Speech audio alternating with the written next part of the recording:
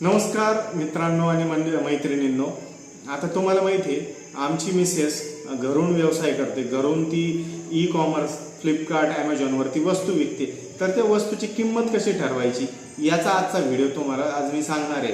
आता आमची जी e commerce site आहे त्याच्यावरती ना मंगळसूत्र विकते. आज तुम्हाला उदाहरणार्थ मी एक प्रोडक्ट सुद्धा दाखवणार आहे, तर 2 मिनिटं थांबा तुम्ही. तर मित्रांनो मैत्रिणींनो, हे बघा, हे प्रोडक्ट आहे. हे प्रोडक्ट हे एक प्रकारचं मंगळसूत्र आहे. डायमंडमध्ये घडवलेलं मंगळसूत्र आहे. हे मंगळसूत्र ती ऑनलाईनवरती 700 रुपयाला विकते. 700 रुपयाला, 650 रुपयाला ते 700 रुपयाच्या मध्ये विकते. परंतु हे जे आहे हे पडतं तिला 400 रुपयाच्या आसपास. म्हणजे बनवून रेडीमेड आणून जर आणलं तिने तर ते 450-400ला पडतं.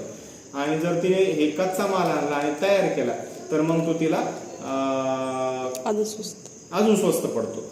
तर आता आपण याची कशी अकाउंटिंग आहे, म्हणजे तुम्हाला उद्या ई कॉमर्स वरती कुठलीही वस्तू विकायची असेल तर त्या वस्तूची किंमत कशी ठरवायची याच्याबद्दल हा व्हिडिओ आज असणार आहे. तर आम्ही याची किंमत कशी ठरवतो याच्याबद्दल तुम्हाला आता सविस्तर माहिती भेटेल या व्हिडिओमध्ये. आणि तुम्हाला सुद्धा ऑनलाईन जर व्यवसाय सुरू करायचा असेल तर तुम्हाला ऑनलाईन व्यवसाय सुरू करण्यासाठी हा व्हिडिओ खूप मार्गदर्शक ठरणार आहे. मार्गदर्शक अशा कारणाने ठरणार आहे की बाबा तुमच्याकडे जर कुठलं प्रोडक्ट असेल, तुमच्याकडे कुठली वस्तू असेल तर ती तुम्हाला कशी विकायची, विकण्यासाठी त्या वस्तूची किंमत कशी ठरवायची, त्या किमतीमध्ये तुमचं प्रॉफिट कसं ऍड करायचं, तर ह्या सगळ्या गोष्टीचा जो आहे प्रोसेस तुम्हाला आजच्या या व्हिडिओमध्ये कळणार आहे. मी ह्या वस्तूची किंमत कशी ठरवतो तर हे तुम्हाला मी सांगणार आहे. आणि तुम्ही त्या हिशोबाने मग तुमची जी वस्तू असेल, तुम्हाला जर काही विकायचं असेल ऑनलाईन, तुम्हाला व्यवसाय सुरू करायचा असेल तर मग तुम्ही तुमच्या वस्तूची किंमत सुद्धा एक मार्गदर्शक व्हिडिओ म्हणून हा वापरू शकता आणि तुमच्या वस्तूची किंमत ठरवू शकता. तर आता आपण सरळ पेन आणि पेपर घेऊ आणि कागदावरती मी तुम्हाला सगळ्या गोष्टी समजून सांगतो, म्हणजे तुम्हाला व्यवस्थित कळतील त्या गोष्टी. तर मित्रांनो, आज आपल्याला जे प्रोडक्ट आहे ना, ह्या प्रोडक्टची कॉस्ट ठरवायची. हे एक मंगळसूत्र आहे. हे मंगळसूत्र आपण सध्याच्या घडीला 700 रुपयाला ऑनलाईनला विकतो. तर याची 700 रुपये किंमत कशी येते तर इथे ठेवू. याची किंमत 700 रुपये कशी येते तर हे तुम्हाला ठरवायचंय. तर मित्रांनो, हे जे प्रोडक्ट आहे ना याला मंगळसूत्र म्हणतात. तर हे मंगळसूत्र 700 रुपयाला आपण विकतो. आता हे जे आहे ना, याच्यात हे जे व्हिक्टोरियन डायमंड्स आहेत, हे डायमंड्स आहेत ना, हे फक्त डायमंड भेटतात. डायमंड सोबत आता हे जे खालचं मटेरियल लावलेलं आहे ना, हे घडवलेलं आहे त्याला. त्याच्यानंतर हे जे याच्यामध्ये दुसरे खडे आहेत ना, हे सुद्धा त्याला घडवलेले आहेत. तर तुम्हाला जर डायमंड मार्केटमध्ये गेलात ना, तुम्हाला 80 रुपयाला एक डायमंड भेटतो. असे 2 डायमंड या मंगळसूत्रामध्ये लागतात. त्याच्यानंतर त्याच्यामध्ये हे मनी वगैरे ह्या सगळ्या गोष्टी जर तुम्ही ॲड केल्या तर त्याच्यामध्ये अजून तुम्हाला एक 50 रुपयाचा खर्च येतो. म्हणजे 80 160 आणि 50 210 रुपयाचा खर्च. 210 रुपये प्लस हे 210 रुपये. आणि याला हे जे बनवतात ना, हे आता हे मी रेडीमेड आणलेलं आहे, म्हणजे बनवूनच आणलेलं आहे. एक ताई येतात पुण्याच्या, त्या बनवून देतात. मी त्यांच्याकडून बनवून आणलं. तर त्यांना आहे ना हे बनवून माझ्यापर्यंत पोहोचवण्यासाठी म्हणजे कुरिअरला सुद्धा त्यांना 40 रुपये खर्च लागतात. पोस्टामध्ये तुम्हाला माहिती आहे ना पोस्टाचे खर्च किती येतं. तर 210 आणि 40 250 रुपये आणि पॅकेजिंगचा समजा त्यांना एक 10 रुपयाचा खर्च येत असेल तर असं त्यांना जवळपास 16 आणि 4 20 20 आणि 5 25 25 आणि 1 26 म्हणजे 260 रुपये खर्च त्या ताईंना आला. 260 रुपयाचा त्यांचं प्रोडक्ट पडलं, पण त्यांनी त्याच्यात प्रॉफिट ॲड केलं आणि ते मला पाठवलं. मी त्यांच्याकडून ती वस्तू घेतो 400 रुपयाला. 400 रुपयाला घेतलेली मी त्यांच्याकडून. तर 400 रुपयाला असे मी त्यांच्याकडून मागच्या महिन्यामध्ये किती वस्तू घेतल्या माहिती आहे की मित्रांनो? मागच्या महिन्यामध्ये मी त्यांच्याकडून जवळपास 25 वस्तू घेतल्या आणि 25 आयटम म्हणजे 25 असे मंगळसूत्र आपण ऑनलाईन ई कॉमर्सवरती सेल केलेले आहेत. तर आता आपल्याला किती प्रॉफिट मिळाला, आपल्याला याच्यामध्ये किती खर्च आला, ह्या सगळ्या गोष्टी मी आता तुम्हाला याच्यामध्ये सांगणार आहे. तर मित्रांनो, आता आपल्यापर्यंत जे प्रोडक्ट आलं नाही हे आपल्यापर्यंत येण्यासाठी ह्या प्रोडक्टला लागले 400 रुपये. आणि आपण पुढं आपल्याला सुद्धा 400, आता प्रोडक्ट जरी आपल्यापर्यंत आलं तर आपल्याला परत खर्च असा आहे याच्यात ॲड करावं लागते, व्हॅल्यू ॲडिशन, तेव्हा याची किंमत वाढते. म्हणजे आता याच्यात काय केलं, प्रोडक्ट आलं आपल्यापर्यंत. प्रोडक्ट आल्यानंतर आपल्याला सगळ्यात अगोदर लिस्टिंग करावं लागते. लिस्टिंग म्हणजे आपलं जे प्रोडक्ट आहे ते आपल्याला फ्लिपकार्टवरती टाकावं लागतं. आता फ्लिपकार्टचं जर तुमचं स्वतःचं पेज असेल, स्वतः तुम्ही मोबाईलवरून करत असाल तर सोपं येते. तर त्याच्यासाठी तुम्हाला रुपया खर्च येणार नाही. पण तुम्ही जर दुसऱ्या कोणाला दिलं करायला तर ते तुमच्याकडून 10-20 रुपये घेतील. पण मित्रांनो ते सोपं आहे आणि ते स्वतः करू शकतो आपण, त्याच्यामुळे त्याची काय खर्च कॉस्ट आपण याच्यामध्ये लावणार नाही. परंतु आता एकदा फ्लिपकार्टवरती टाकलं, फ्लिपकार्टवर टाकल्यानंतर परत आपल्याला ऑर्डर येते आणि इथून पुढं आपला सेल आणि इथून पुढं आपला बिझनेस, इथून पुढं आपला प्रॉफिट सुरू होतो. आता फ्लिपकार्टवरती तुम्हाला ऑर्डर आली म्हणजे आपल्याला ऑर्डर आली की ऑर्डर आल्यानंतर तुम्हाला सांगतो तिथं परत खर्च सुरू होतो. तिथं काय खर्च सुरू होतो तर तुम्हाला तिथं परत पॅकिंगचा खर्च येतो. पॅकिंगला जवळपास तुम्हाला 20 रुपये बॉक्सचे लागतात. बॉक्स म्हणजे बॉक्समध्ये घालून ही ज्वेलरी तुम्हाला द्यावं लागते समोरच्या कस्टमरला. असंच तुम्ही देऊ शकत नाही, अशी डॅमेज होण्याचे चान्सेस राहतात आणि डॅमेज झाला तर कस्टमर परत माल पाठवून देतो, त्याच्यामुळे कॉस्ट तुमच्याच अंगावर पडते. तर अशा वेळी हे एकदम व्यवस्थित बॉक्स भेटतो याचा 20 रुपयामध्ये छान बॉक्स भेटतो तो बॅग्स. आणि त्याच्यानंतर एक त्याला बॅग असती, प्लॅस्टिकच्या बॅग असतात ते आमच्याकडे आहेत, जे आपण तुम्ही आपल्या कुरिअरमध्ये देतो ना आपण ती बॅग. तर ती बॅगची किंमत जवळपास 1 रुपया पडती. प्लस याच्यामध्ये आहे ना आपल्याला प्रिंटिंग पण करावं लागते. प्रिंटिंग म्हणजे आता तुम्ही म्हणता काय प्रिंटिंग, तर याच्यात बिल प्रिंटिंग करतो आपण. बिल नंतर याच्यात डिस्काउंटचं कूपन असतं, ते कूपन पण आपण याच्यामध्ये जोडतो. डिस्काउंटचं कूपन जोडण्याचं कारण असं आहे की एकदा कस्टमरला जर गेलं आणि त्याला अजून 10% डिस्काउंट जर आपण दिला ना ऑफलाईनमध्ये, तर तो कस्टमर ते प्रोडक्ट वापस पाठवत नाही, तो खुश होऊन जातो, अतिशय खुश होऊन जातो. तर त्याच्यामुळे तुम्हाला सांगतो आता याच्यामध्ये आपल्याला अजून 5 रुपये जोडा तुम्ही प्रिंटिंगचे, म्हणजे आपल्याला 21 आणि 5 26 रुपये जवळपास खर्च आलेला आहे बरं का. 26 रुपये खर्च म्हणजे 400 प्रोडक्ट घेतलं, 26 रुपये आपण त्याच्यात व्हॅल्यू ॲड केली, 26 रुपयाची व्हॅल्यू ॲड केली. 26 रुपयाची व्हॅल्यू ॲड झाल्यानंतर आता ह्या प्रोडक्टची किंमत आहे ना 426 रुपये झाली. ठीक आहे, आता 426 झाली. आणि आता याच्यात ज्यावेळेस तुम्ही फ्लिपकार्टला हे प्रोडक्ट पाठवता तर याच्यापेक्षा जास्त किंमत याच्यात जात नाही. म्हणजे आता 426मध्ये कुरिअरवाला हे घेऊन जाणार एक प्रोडक्ट. घेऊन गेल्यानंतर याच्यामध्ये ना अजून एक कॉस्ट असते. ती कॉस्ट म्हणजे बऱ्याचशा वेळेस काय होतं, कस्टमर म्हणजे तुम्ही 100 प्रोडक्ट विकता तर कमीत कमी तुमचे 20 प्रोडक्ट हे परत येतात. कारण काय असतं माहिती आहे का, कधी कधी कस्टमर जागेवर नसतो, कधी कधी डिस्पॅच होत नाही, काही कारण असतं. परंतु आणि असं रिटर्न झालेलं आहेत ना, म्हणजे तुमची आता कॉस्ट आपण जोडतोय बरं का इथं, हे सगळ्या कॉस्ट येतात. आता इथपर्यंत झाला कॉस्ट येतात, आपल्याला अजून प्रॉफिट काढायचं आहे. आता जे प्रोडक्ट रिटर्न येतात ते रिटर्न आलेले प्रोडक्ट काय फ्रीमध्ये येत नाही. फ्लिपकार्ट त्याला 80 रुपये किंमत कॉस्ट जोडतं, जवळपास 80 रुपये रिटर्नचे चार्जेस मारतं सेलरच्या अकाउंटवरती. 80 रुपये सेलरला मारले की त्याच्यानंतर काय होतं अजून की त्याच्यानंतर तुम्ही जे पॅकेजिंग वगैरे केलेली असते तर ती पॅकेजिंग खराब होऊन जाते, ती प्लास्टिकची पिशवी तुम्हाला वापरता येत नाही.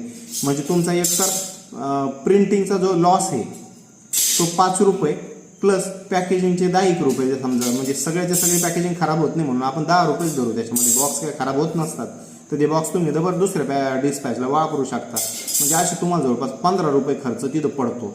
एक ॲव्हरेज धरलं बरं का, याच्यापेक्षा कमी पण पडू शकतो, जास्त पण पडू शकतो. तर 15 रुपये आपण ॲव्हरेज धरलं तर एवढं कॉस्ट याच्यामध्ये पडते. तर हे तुम्हाला मी सांगितलं कॉस्टिंगबद्दल. आता फ्लिपकार्टवरती काय काय खर्च येतात. फ्लिपकार्टवरती तुम्हाला तुमच्या मालाची खर्च लागते, पॅकेजिंग लागतं, तुम्हाला प्रिंटिंग लागतं, बॅग लागतात आणि रिटर्न झालं तर रिटर्नचे चार्जेस आणि तुमची जी पॅकेजिंग खराब झालेली आहे तिचे पण पैसे तुम्हाला लागतात. आता आपण सुरू करू की आम्ही जो व्यवसाय सुरू केला म्हणजे हे प्रोडक्ट जे विकलं आहे मागच्या महिन्यात त्याची किती किंमत, त्याची किती प्रॉफिट आहे आणि त्याचं काय काय कसं कसं झालं हे तुम्हाला आधी इथं सांगणार आहे. आता मागच्या महिन्यामध्ये हे प्रोडक्ट आहे ना आपण विकलेत जवळपास 25 प्रोडक्ट. 25 विकले तर 700 रुपयाला. म्हणजे मित्रांनो 25 जर 700 रुपयाला विकले तर किती पैसे झाले याचे.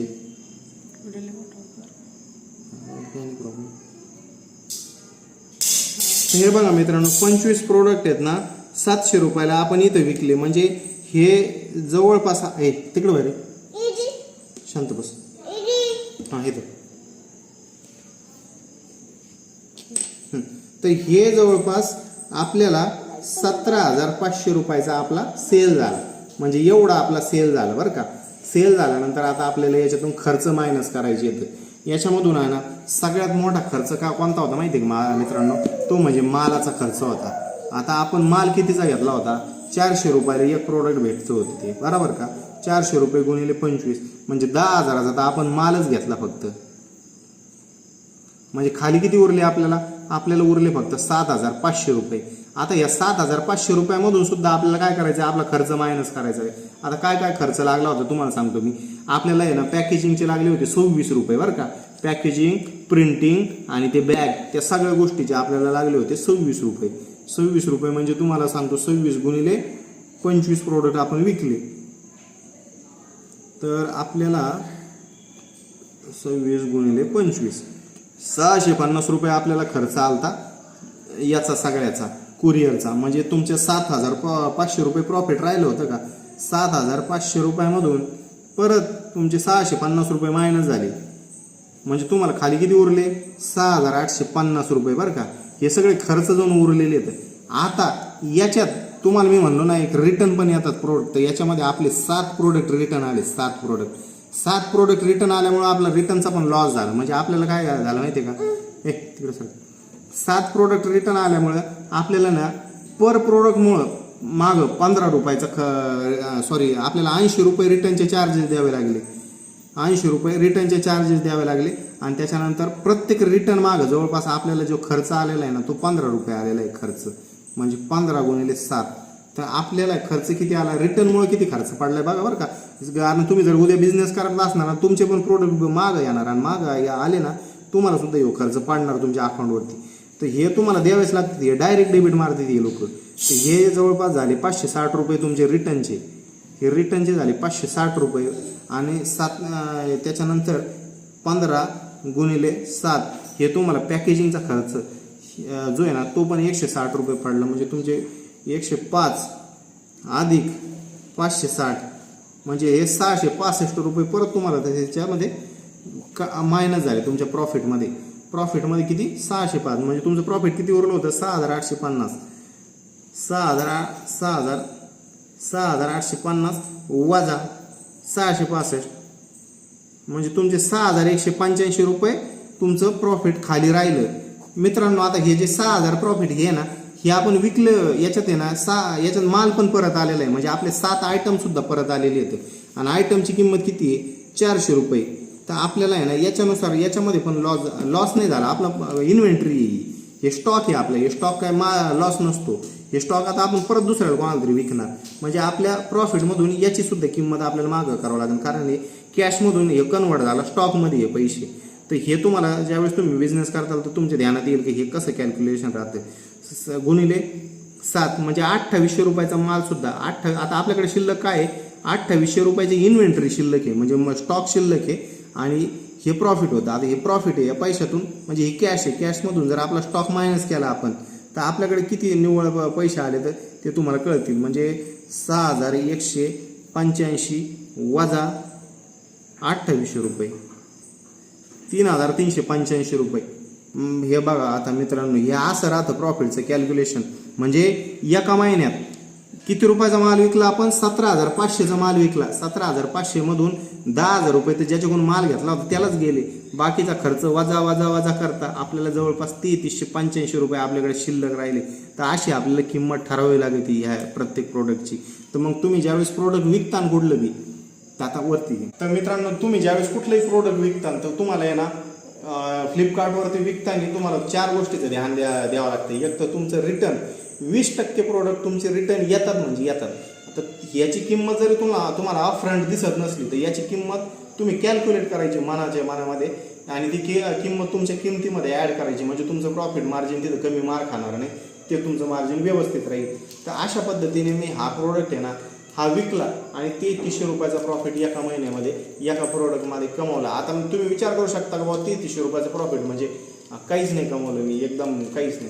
पण मित्रांनो किमतीच्या मानाने जर तुम्ही बघताना 17,500 रुपयाच्या तुलनेत जर बघताना 3,300 रुपये तर हे चांगल्या प्रकारचं प्रॉफिट आहे. आपण म्हणजे जवळपास 20% प्रॉफिट आपण याच्या मागे कमवलेलं आहे. 20% प्रॉफिट पडलं आपल्याला याच्या मागे. तर 20% प्रॉफिट म्हणजे लय झालं. 20% मार्जिन खूप छान मार्जिन आहे. अशा मार्जिनने आपल्याला व्यवसाय करायचा असतो. आणि ज्यावेळेस तुम्हाला कुठली वस्तू विकायची असेल तर तुम्ही सगळी कॉस्ट त्याच्यामध्ये जोडा. सगळी कॉस्ट एकदा जोडली की जोडल्यानंतर तुम्हाला 20-25% काय तुमचा प्रॉफिट नफा ठेवायचा आहे तेवढा नफा त्याच्यावरती जोडायचा. आणि मग जी उरलेली किंमत आहे ना जी आलेली किंमत आहे ती तुम्हाला तुमच्या प्रोडक्टची किंमत ठरवता येते. तर अशा प्रकारे ऑनलाईन व्यवसाय सुरू करता येतो. अशा प्रकारे ऑनलाईन व्यवसायाची अकाउंटिंग असते. जर काही तुम्हाला आवडलं तर लाईक करा, सबस्क्राईब करा आपल्या चॅनलला, आणि काही प्रश्न पडला तर कमेंटमध्ये टाका, आपण तो प्रश्न तुमचा सॉल्व्ह करू. आता इथंच थांबू आजच्या व्हिडिओमध्ये. परत एखाद्या नवीन व्हिडिओमध्ये भेटू. तोपर्यंत नमस्कार.